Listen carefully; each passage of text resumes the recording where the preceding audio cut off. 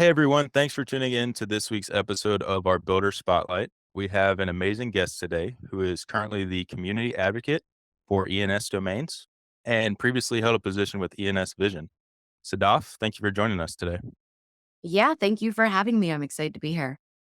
Yeah, like I said, we're super excited for this too. Would you mind just starting off giving us some background information on, who you are? Sure, absolutely. So, like you mentioned, I'm the community advocate at ENS Labs, and my name is Sadaf or Sadaf.eth.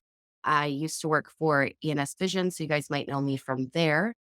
And I've been in the space for almost 2 years now. The position at Labs is fairly new. I've only been with them for about a month now, but super exciting. It's kind of been obviously like the highlight of my career so far. And yeah, I'm psyched to be on this side of the interview for the first time in a really long time. Yeah, I know you're a frequent host of spaces, especially with your new role. So it'll be nice to kind of do the questioning for once. What was your first step into Web3 in general, though? Did that happen, through Twitter? Did somebody introduce it to you? I was introduced to Web3 through my siblings. Both of them are still in the space and really love it. All three of us are pretty active. I'm the youngest of three.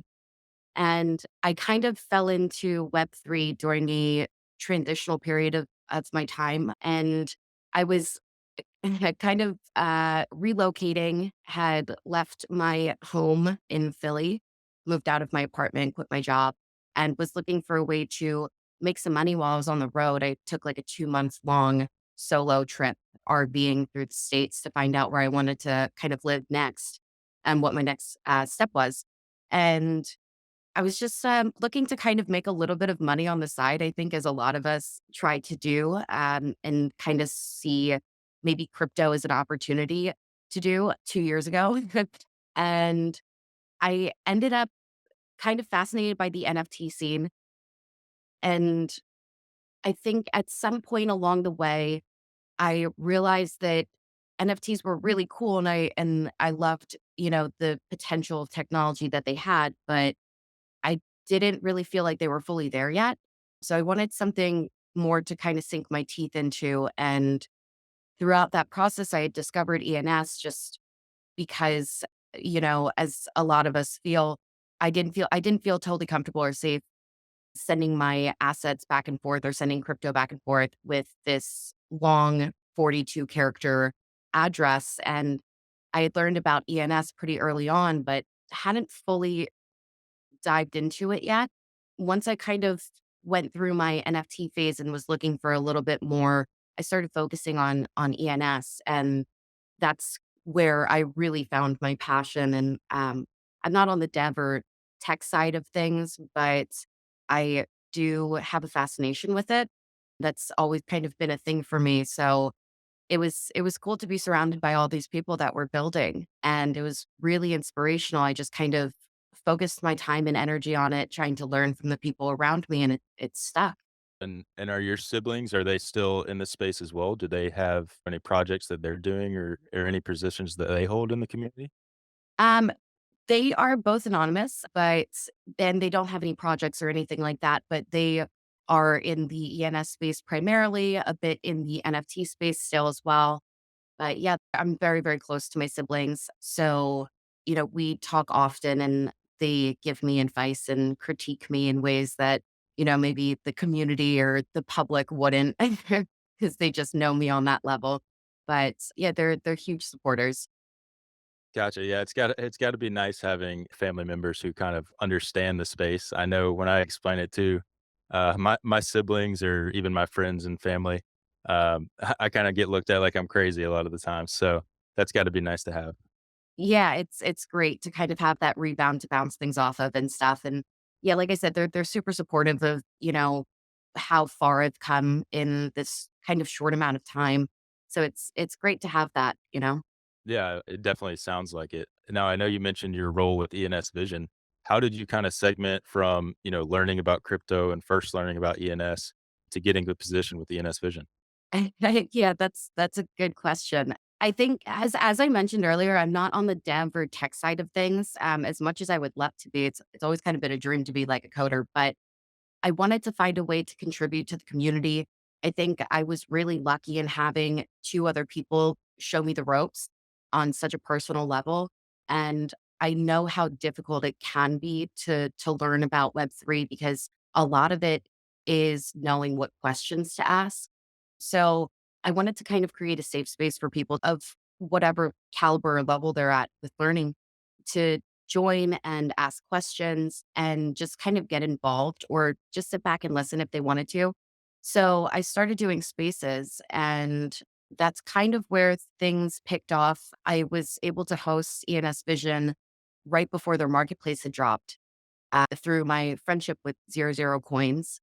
And we had him and Furion on with my co-host at the time, Bloom. And it kind of picked off from there. We started establishing a friendship with them, and they were just so kind and considerate, and they really put forth an effort to make time for us, and they just answered all the questions so diligently. So I continued my friendship with both of them, still have my friendship with both of them, and one day Furion just called me. They were looking for somebody to help out with Marketplace, and they just offered me a position. At the time, I was looking for a way to make Web3 sustainable for myself. I was actually this is so sad to say, but after 2 years in this space, I kind of felt like I had failed because I was living off of my savings. I was dedicating all of my time to learning and to involving myself in Web3, kind of trying to climb up the totem pole, and I just couldn't seem to make it work. It just wasn't sustainable enough to pay my rent, pay my bills, live my life. So I was actually applying, like, working on a resume when Furion called me. And like by the grace of the heavens, totally saved me and offered me a job. And I was like, yes, done. Wow, that's really interesting, and I think just kinda your story, I think, people tuning in can actually learn a lot about that, especially in the Web3 space with how early it is. Like, if you spend the time and really, create good content and put yourself out there and try to learn, I think for the most part, an opportunity will kind of present itself at some point. Yeah, definitely. I totally agree. And I think it's so important to note that like when I had started, there wasn't a whole lot going on. It was prior to like the big boom that we have been experiencing in the last maybe 6 to 8 months. So there weren't a ton of opportunities to really work and make money in this field, especially for somebody that doesn't have some of the experience that the other people do have. So I think, as time goes on, and I'm really hoping that more job opportunities open up and people start valuing the community and the work that they put in and kind of start seeing what they can bring to the table as well. I do have a lot of hope that people eventually will be able to find jobs here, the people that stick around and really put forth the effort. For sure, and obviously we're in a pretty bad market right now, but it does seem like there's a lot of companies, outside of the Web3 world that are putting money into, blockchain technology and the possibilities of what there is to be built with this. So you have to assume that, ENS has a good chance of playing a part in that, and as the market rebounds and more things are being built, you'd have to think that there's a good chance that the people who are sticking around today and creating content and building something have a potential to be a part of that future, tomorrow. Yeah, definitely. I think those people are going to kind of be at the forefront of things at the next bull cycle. A lot of it is really just getting as informed as you can. And I think these slower periods in the market are a great time to learn as much as possible. And, there are people building while, like they say, you build during a bear and you prepare for the next bull. So I think that's kind of what we're seeing right now, where sure, like it might kind of seem scary from ground floor where, you see a lot of like tech layoffs and like the industry is suffering from a bunch of different outside reasons. But there are people in the background with their heads down who are still continuing to work and trying to make themselves prepared for that next level. So it's a great time to kind of invest in yourself. No doubt, that was that was a really good clip right there. You will definitely be seeing that on Twitter next week, so look out for that. But with all that in mind, like, when you first started getting into and exploring ENS, did you expect it to get the attention that it does have today when you first started? You know, my siblings were so bullish and still are incredibly bullish on ENS. So I kind of had that like preface to me that this is going to be the next big thing. I always had a lot of hope in ENS. Like I said, like it was one of those things where once I kind of learned about it, um, I wasn't super familiar with the idea of like protocols and what they do and how they play a part into things. But once I started kind of learning about it, it all clicked. And it seemed so obvious to me. I've never been one for censorship or centralization or control or anything. So, this seemed like the cream of the crop of like technological advances that could push us in that direction. Just jumping in into the conversation, and what you guys are really talking about is the journey, right? And what I'm starting to realize is that your journey in particular, I was just telling, Invest, like yours in particular is one of the highlights of Web3. I see that when you started, and you said you started 2 years ago, correct? Yeah, it's been less than 2 years. I think it was in like February of 2020 I started. Well, your journey, I keep on saying this, has to be highlighted in this space because from where you started, and like you said, you were applying to multiple positions and you almost were at the point of giving up to the point where you were writing resumes as Furion was calling you. I think that, Furion definitely saw something in you. And I feel as though that, not only ENS Vision, but ENS Labs saw something in you as well. So I did have a couple of questions for you, but I want to figure out how you transition from, ENS Vision into labs and what that transition has been like for you. Yeah, that's a great question. This is something I don't think I've like spoken on this yet, really. But I was so incredibly honored to work for a company like ENS Vision, whose developers and leaders are working constantly. I mean, it is like an endless thing over there. And it was a great opportunity for me to learn and kind of experience things on a side that I hadn't before, being able to, like, work closely with devs and the coders and, my employers and stuff. It was a very personal job. There was a lot of very immediate contact with your team at all times, and that kind of got me into the mindset to start with just that work mentality, that grind mentality again. And I think, it's always been a huge dream of mine to work for ENS Labs. When I first got into this field and really started dedicating my time towards ENS, one of the first spaces that I had heard the team speak in was a celebratory space when they had reached, I think it was 100,000 unique wallets. And I think it was like in, I wanna say October of 2021, so it really wasn't very long ago. And I had heard Nick and Brantley and Alicia and Jeff Lau on stage, and they were so excited, and they were talking about the protocol, and they were also kind of talking about the release of the DAO.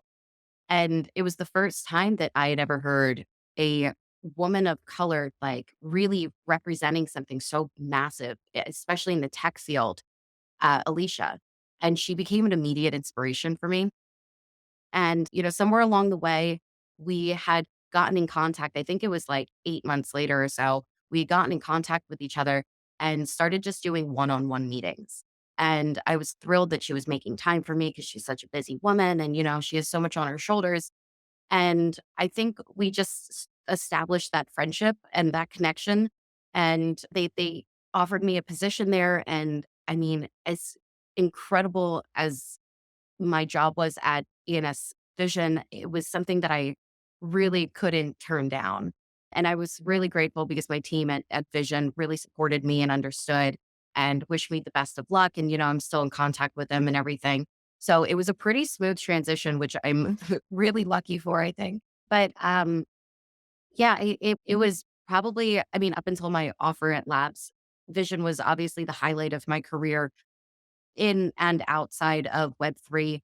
And now, labs is that next chapter of life for me. I think I'm going to be with labs for, hopefully, knock on wood, a really long time. So, yeah. That's awesome. Like I said, it's definitely an inspiration. Um, I would say not only to the ones that have been following you right now, but the ones that are going to follow you in the future, because I think the community does see the work that you've been putting in. And yeah, just wanted to congratulate you on that rise. Honestly, when it came to Thank you so when, much. no, no, when I saw it, I was like, huh, she's at ENS Vision. I was like, oh, that's awesome. And then like a month, 2 months passed by, and I'm like, oh snap, she's on the ENS team. Like that is that It is happened very actually quickly. I gotta say, when the ball starts rolling in Web3, it really starts going. So, you have to be ready and on your toes. Try not to get too comfortable with, anything because things are quick to change. Um, so it was, yeah, I mean, thank you so much. I am so grateful that I am somebody that is actually like worthy of this position and that the community embraces it. I think I'm incredibly lucky. So I really do appreciate it. well, thank you for spending the time with us. But definitely want to just dive a little bit more into ENS in and of itself. So looking into ENS, in your opinion, what's like the biggest use case for ENS in the future? Yeah, this is a fun topic. If I'm being completely honest with you, I don't know if we've discovered the biggest use case yet. I think a lot of people want to think that it's going to be in med or in tech or in real estate or something around that. But it- to the core of it, I'm not like with specifics. I'm not totally sure that we've discovered the biggest use case yet. I think as the Web3 ecosystem evolves, we're going to see more and more potential cases for ENS to apply to. Um, so I don't want to like speculate too hard, but if if I had to pick something, I would think that like maybe um I would think that the medical field will be a really big one. I think that also the metaverse field will be a really big one. I mean, they're just ENS is one of those things where it can apply to pretty much everything. There's not a day that goes by where I don't think to myself, like, wow, ENS could probably solve that problem or ENS could help with this and that. So I do think that there are infinite use cases for it. I don't know if there's gonna be one that's like the biggest of them all, that we have discovered already. I think that, it's just gonna come with time. And I think that aspect that you're talking about of, like, not knowing yet is 100% true. A couple weeks ago, we had Amar.eth join us for the show. He's creator of ENS Office, and we just talked a little bit about it being almost similar to, like, websites in the early days. Like, when you first had a website, I find it highly unlikely that anybody was like, "I'm gonna be able to do all the scheduling for my company. I'm gonna be able to create something like Uber. Like, I'm gonna be able to create something like ENS domains." Like, that wasn't really a thought. And just like you're saying, like, we don't know exactly what that's gonna be, but it's probably gonna be pretty special. Yeah, exactly. I think it's a really fun thing to kind of give some thought to, because Web3 is one of the very few things I think we can apply original thought to. Most things have already kind of been thought of or done in the real world, in the way that we more traditionally live. But with this one kind of piece of life, things are just new and rapidly evolving. So I think in the next like 3 to 5 years, we're going to be seeing things that none of us would have imagined. It's kind of like asking your parent or your grandparent to imagine an iPhone when they only had a flip phone, or like to imagine emojis when they were still working on clicking three to get to see. So like I think it is something that's going to take some time, and I'm personally really excited for it. Definitely can say that there are a lot of things that I didn't even think about until, you know, being in Web3 and just the different use cases and the different possibilities. So, like you said, I think that honestly, it's going to come up years from now when we're going to find one and really realize that this was the best use case for ENS. And just to see all the projects that have also been happening in the space as well. It's just so many things are being built on top of ENS.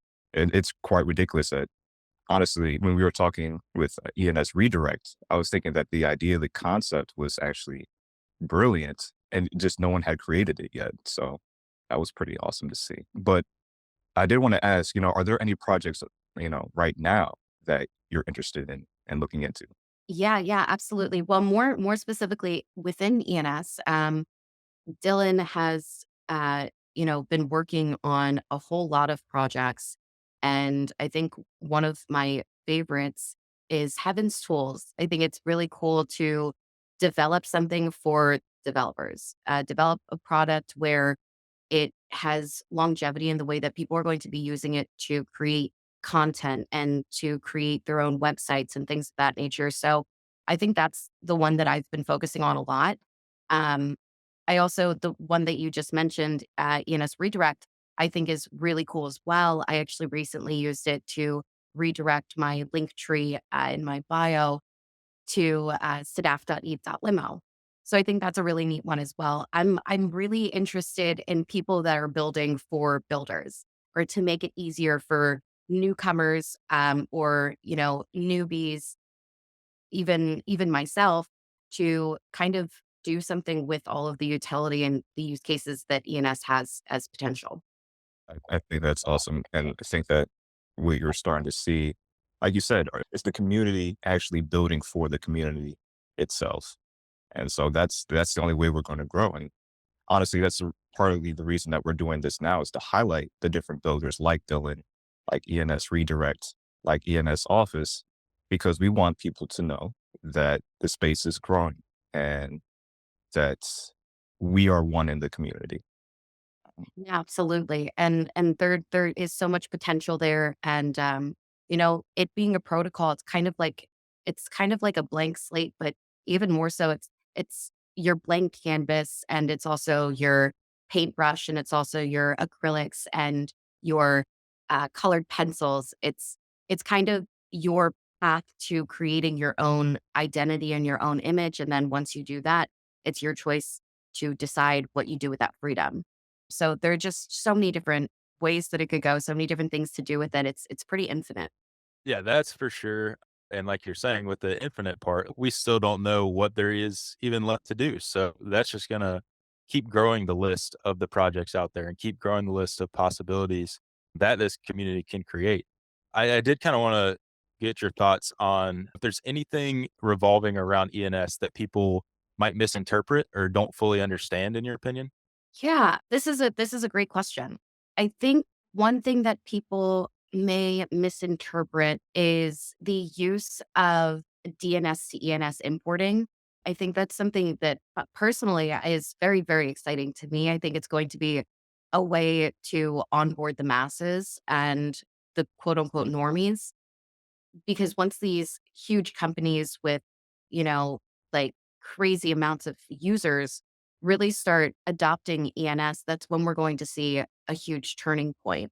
So as much as, the speculative secondary market might not love it, I personally think that it's going to benefit everybody in our ecosystem, everyone in our community and, in the long run, we're going to see that be a large push and a large reason for mass adoption to happen.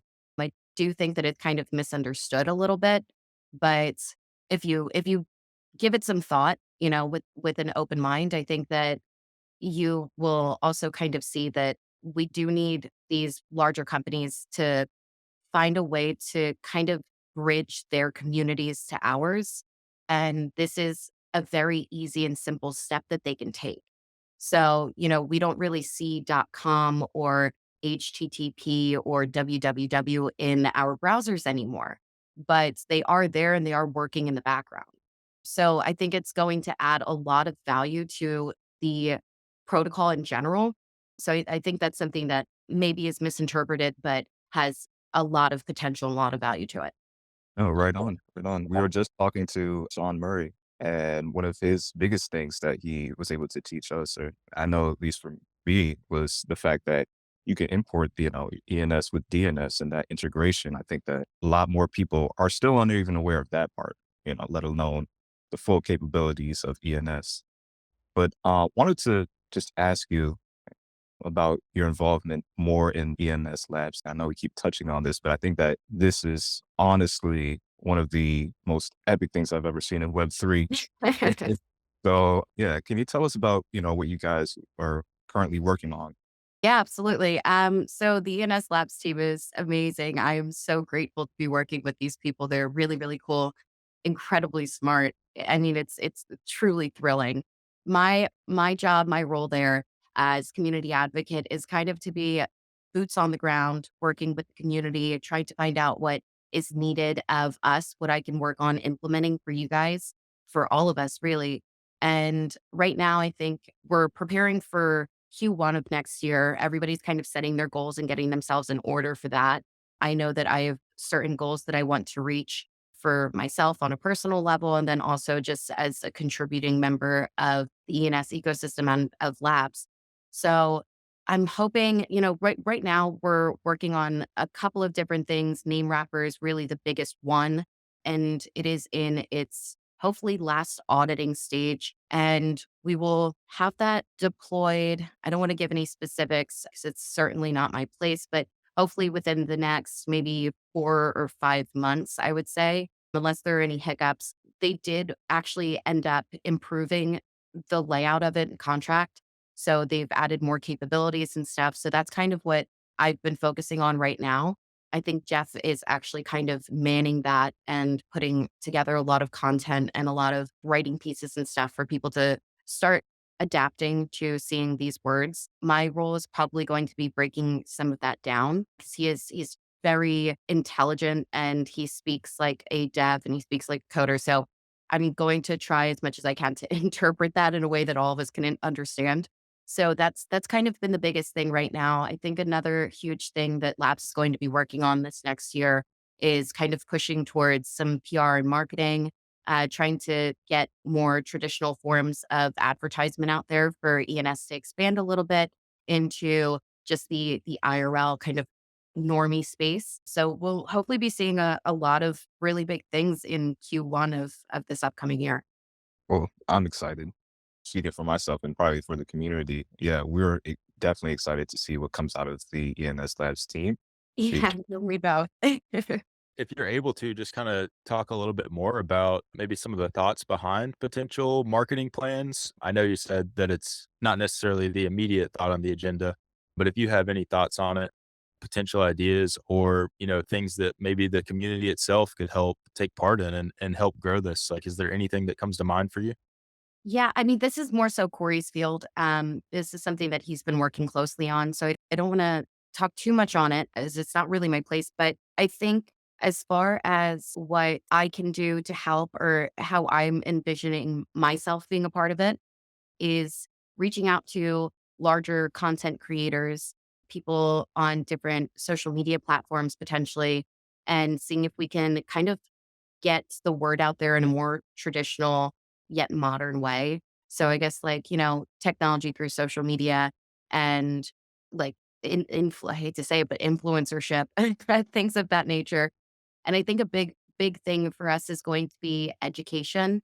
One of the reasons maybe that ENS or Web3 really hasn't gotten to that place of mass adoption yet is because it does require some hands-on education. So I think the community does an excellent job of creating content and breaking things down and making things more easy to absorb. And so that is going to be something that I will push for. I think it's something that community will continue to push for as well. And then I think another big thing is getting into publications, getting into like journals, into blogs in a very traditional way, just written material. I think is another big thing because if you can reach a certain amount of people with your following on Twitter, one article in a large magazine or in a large newspaper can really push your content from maybe exposure of a few thousand people to tens of thousands or hundreds of thousands of people. So that'll be another big thing that I'm going to be pushing for and working on in the next quarter and the following year. Gotcha, and I know we're kinda putting you on the spot probably with some of these questions, That's um, okay. No and worries. I understand you don't have the answers to everything either, but in your opinion, and obviously both elements are very important, but for ENS to really take that, I guess, next step, would you say, like, businesses are the biggest step, getting businesses onboarded? Is it just getting, like, the mass population onboarded? Obviously, there's a bunch of different uses, from web identity to building something on the names themselves. Like, is there one party that you think that should really be targeted in the next, months to year? Yeah, this is a really good question too. You guys have set up quite the interview. I We right. it's very, very thoughtful, really.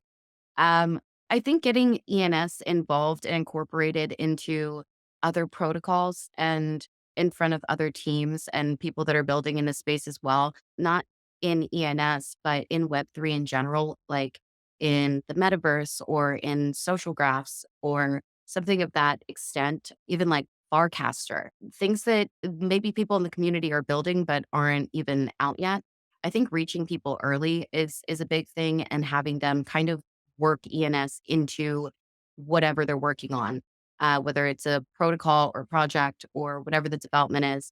I think another really big thing will be kind of bridging that gap between the NFT and the ENS ecosystems for whatever reason. And we do have a decent amount of people who do both, but I think there are more people in the ENS ecosystem who also do NFTs than vice versa.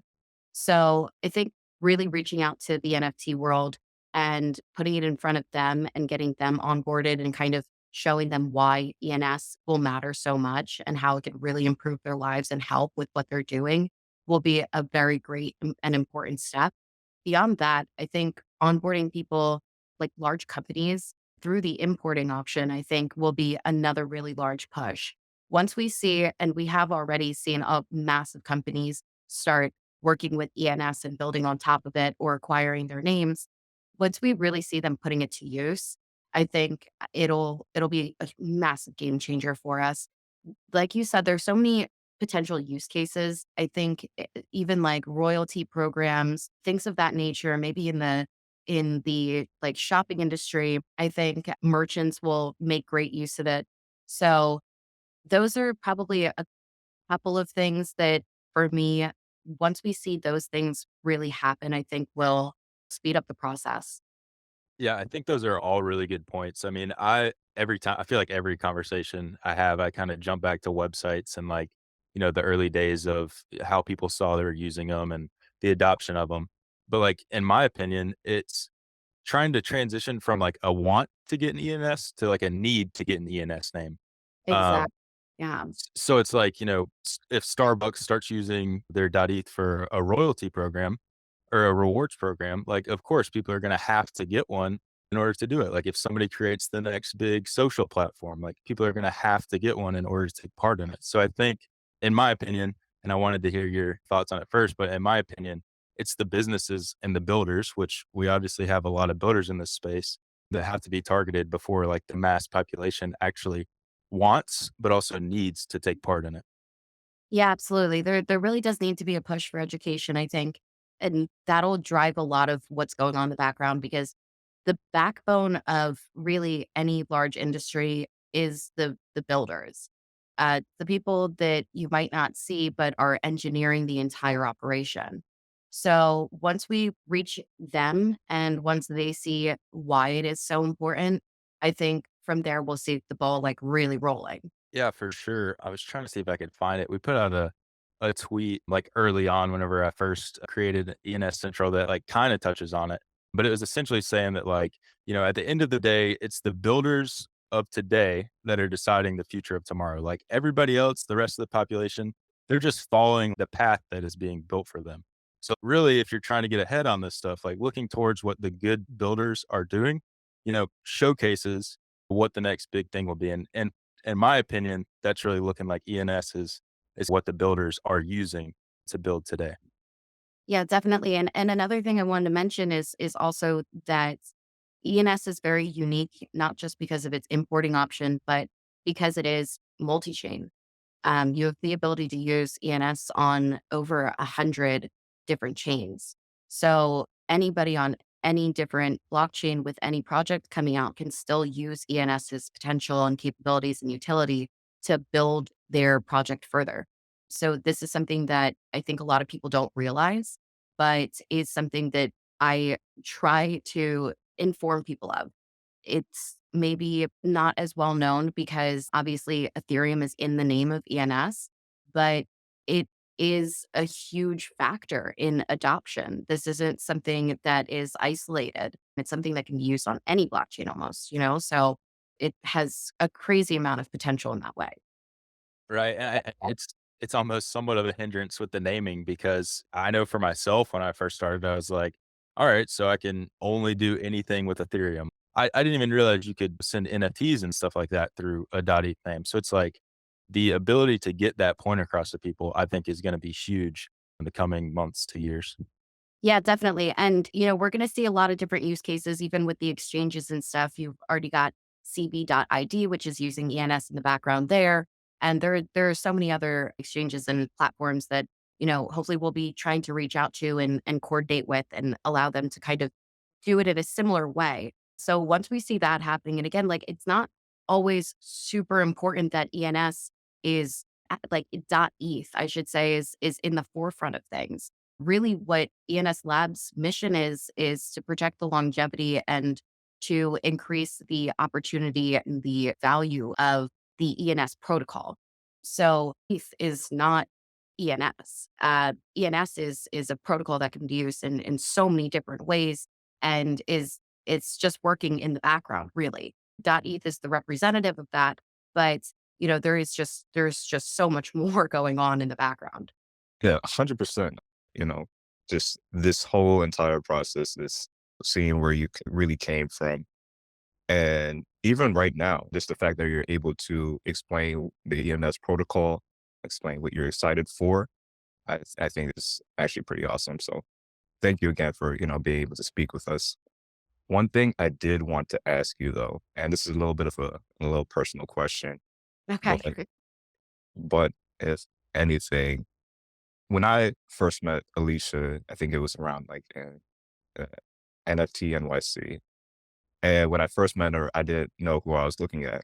And then just to figure right, and but to figure out that, she was part of the team and that she was pretty much like a superhero, but that no one realized. And I think that that really did change my perception of Web3. I did want to ask, how has being a woman in Web3 kind of affected you personally? And then how do we try to onboard more women into Web3? I think that that's an important topic that we really have to start discussing. I love that you asked me that. That is an excellent question. Thank you for asking me that. Yeah, I think having Alicia as a representative of ENS and hearing her in that space initially was really an empowering source for me.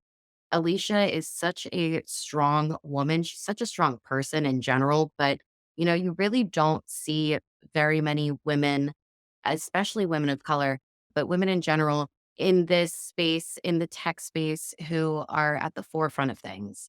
So I think the pressure is a little bit on me now as well to kind of be a good role model and to open up doors the way that Alicia did for me and try to be more personal about these types of topics. Creating a safe space for women is something that I think is really, really important. And I think that the ENS ecosystem really does do a good job of it. But, there are always more things that we could be doing. As I'm sure is pretty obvious, I think probably 80+% of the ecosystem right now is male based. And having women on board will bring different opportunities. It'll bring different insight to things. Women have different skills. And I believe that things are really a spectrum. But if we want to be on the extreme side of things, I do think that women have different outlook just because of the experiences that they've had in life, similar to how men do as well. And I think, creating more safe spaces, opening up more doors, women that are in positions to do that really do need to reach out. And I think onboarding masses of women will come along with having something they can relate to. For me, it was Alicia. You know, the protocol was incredible and I was really fascinated by it, but it was also the the foresight of maybe potentially being somebody in a similar position to her. And for me, it was the first time I had really seen anybody in like a woman in that type of position. So this is it's a really tricky question. And, I've been asked this before and I have given it a lot of thought. It's difficult. I was at a women's hackathon in Lisbon at the Web Summit. It was a side event at the Web Summit. And seeing all of these women together in one room creating incredible, unimaginable things. It was mind blowing. I think creating more events like that will help onboard more women and make them feel comfortable in this space. I think also asking questions like this and letting them know that, it's okay to vocalize their point of view, even if it's not the loudest in the room. I think also just giving women the space to speak is a really big thing. Being aware of your surroundings as men and making sure that you're not crossing lines, making sure that you are making it comfortable enough for us to be there. I think in the beginning of my journey here, there were a lot of different spaces that I joined where they were a little bit later at night. I'm on the West Coast, so I would catch things later than most people would. And sometimes it would get rowdy. Sometimes, it might get a little inappropriate and this and that. And I would often just drop out of those spaces. And it was a shame. But I think just kind of controlling that aspect of things, filtering it, being whoever's in charge of these spaces or in charge of these accounts and stuff, just making sure that you are providing enough room for women to feel safe and in a place where they can be more educated and stuff as well. And I think, yeah, a big part of it is just creating the opportunity. I will probably focus in Q1 and Q2 more on onboarding women specifically into ENS. I know there are a couple of different working groups in Web3 that are primarily for women. So more of that. And yeah, I think it's a solid place to start, but I think that we have a very long road of work ahead of us. In general, women are typically not as involved in STEM as men are in so many industries as men are. So we have this opportunity with something so malleable to mold it in a very fair way. And I think that we need to be really careful with that. And I think that we need to see it as an opportunity and really kind of nurture it. No, 100%, 100%. And like you said, how you looked up to Alicia, I think that down the line, that's how a lot of people are going to be looking at your journey as well. Like I said, I mean, I have a sister myself that really is on the fence about Web3, but I feel like it's important to be able to instill these things because, the future is coming, whether you like it or not. So we gotta make sure that the future is inclusive. So I think Yeah, definitely. I appreciate you asking that question. I really do. I think it's something that we maybe don't focus on as much as we should, but minorities of any kind of part of our community and our world should be focused on. And, the people that are not often given those opportunities might actually have that opportunity. And it's very rare, but they might actually have that opportunity at Web3 now. So it is something that we should pay attention to and we should kind of make that initiative. And thank you so much. I mean, I really do hope that even if I'm like an inspiration for one other person, the way that Alicia was for me, I hope that I can kind of bring them along and help them progress in their journey.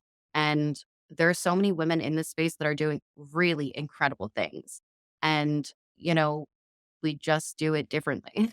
I think that's just kind of the matter of the fact. We have our own way of doing things, we approach things in a different way. So we have a lot to add, a lot of value to add to this community as well. And the more opportunities that we are given, the more we can prove that to the world. and I'm excited to see what comes of it. But wrapping up here, because I know we're running on time, but wanted to ask, the big question. And this question we have brought up on every single interview. And so you probably know what's coming, but wanted to ask you if you could have any .eth, anyone at all, what would it be? This is a great question. Oh boy, I think I kind of already have all of the .eths that I am super passionate about owning. I have my first name.